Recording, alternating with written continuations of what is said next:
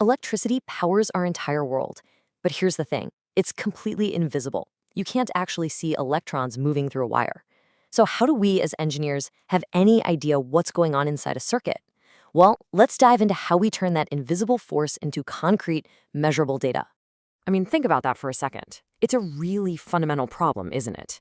Electricity powers basically our entire modern world, but you can't see it. You can't put it on a scale. You definitely can't hold it in your hand. So, how in the world did we ever learn to measure it with any kind of accuracy? Well, here's the trick, and it's a brilliant one. The answer is you don't measure electricity directly. You have to be a little sneakier than that. Instead, you measure its effects, the real physical changes it causes in the world around it. So these early engineers had this big realization. While the current itself is invisible, the things it does are totally visible. It can make a resistor get hot, it can make a lamp glow, it can make a motor spin. But the most important effect, the one that really unlocked everything, was magnetism. They figured if they could just precisely measure that magnetic effect, they could then work backward to precisely measure the current that was causing it. And that idea brings us to the story of the meter itself.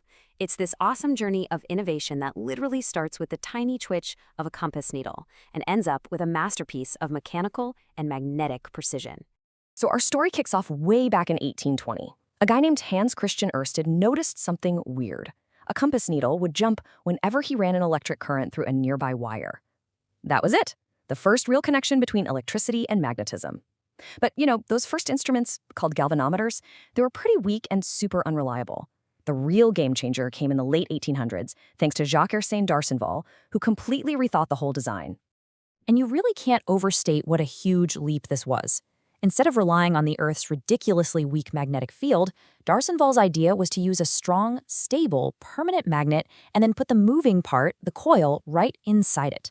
This created the Permanent Magnet Moving Coil meter, the PMMC, and it was an absolute game changer. For the first time, engineers had a tool that was actually accurate and reliable.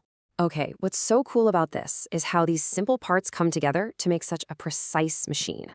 You've got the strong permanent magnet, which gives you a nice stable field. Sitting inside is a really lightweight moving coil that's ready to react to any current. That coil is wrapped around a soft iron core, which basically concentrates the magnetic field and makes it really uniform. And then you have these delicate control springs. These are critical. They do two jobs at once. They bring the current into the coil, and they provide the physical pushback that we need for measurement. And of course, the pointer and scale are what let us actually read the result. So how in the world does sending a tiny bit of electricity through this thing actually make that pointer move? Well, it all comes down to a really fundamental principle of physics. Okay, here's the play-by-play. First, current flows into the coil through those little springs.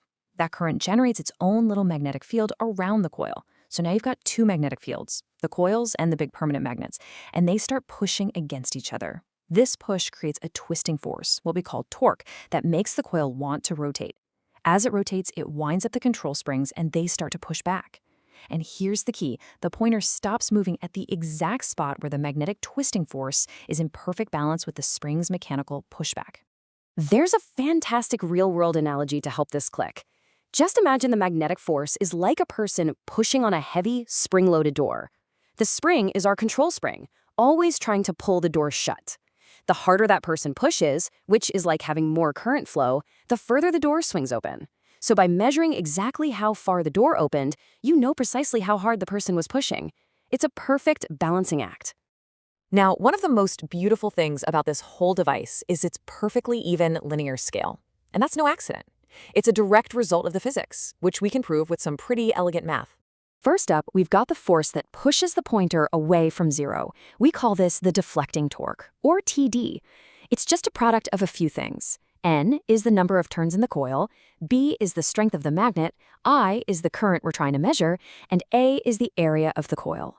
So, a bigger coil, a stronger magnet, or more current all lead to a stronger push. Now, pushing back against that is the restoring torque from the springs, or TR. This one's a lot simpler.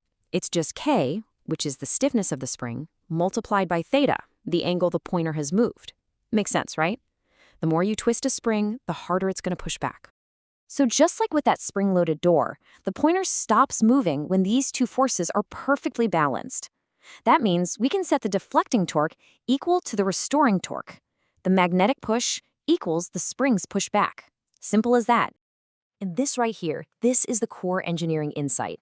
If we just rearrange that equation to solve for the angle, theta, we get this expression. Now look at everything inside those parentheses.